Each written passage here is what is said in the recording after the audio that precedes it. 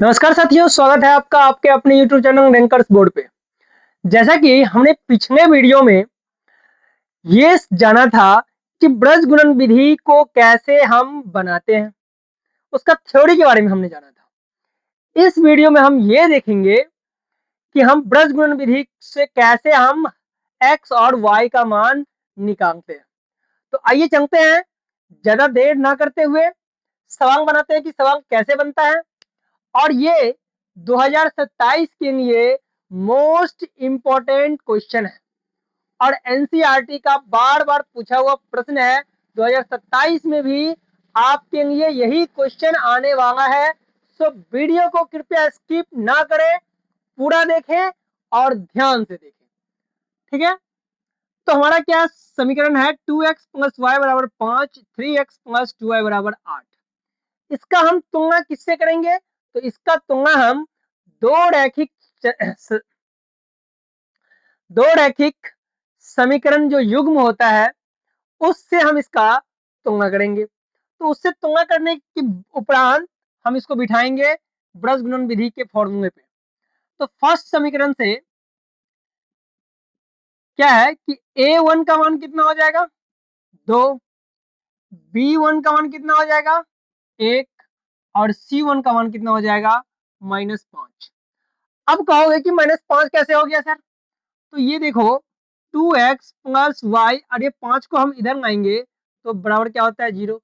तो हमारा standard form क्या कहता है द्विघात दो चर वाले रैखिक समीकरण युग्म का कि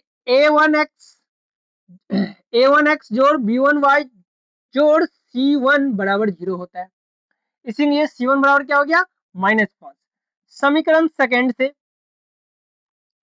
3x प्लस 2y माइनस क्या हो जाएगा, 8 बराबर 0। अब यहां से a2 बराबर कितना हो जाएगा, 3, b2 बराबर कितना हो जाएगा, 2, और c2 बराबर कितना हो जाएगा, -8। अब हम इसको बिठाएंगे कहा, द्विघात समीकरण जो ब्रज गुणन विधि है उस पे। तो ब्रज गुणन विधि में क्या होता है कि x बट्टे BC माइनस BC, ये याद करने का ट्रिक है। उसके बाद फिर क्या हो जाएगा, 1 2 2 1। हमने कहा था ना कि 12 और 21 हमें याद रखना है।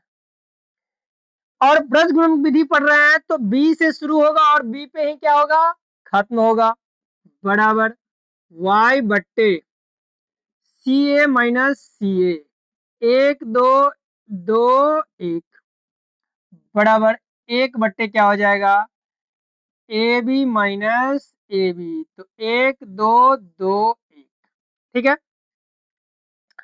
अब क्या है, इसका मान हम बिठाएंगे, x बट्टे b1 का मान कितना, 1 गुने c2 का मान कितना है, तो c2 का मान -8 प्लस सॉरी माइनस b2 का मान कितना है, तो b2 का मान है 2, और c1 का मान कितना है, तो c1 का मान है -5, गुना में आ जाएगा -5, बराबर y बट्टा c1 का मान कितना हो गया, -5 गुने a2 का मान कितना हो गया, 3, माइनस c2 का मान कितना है, -8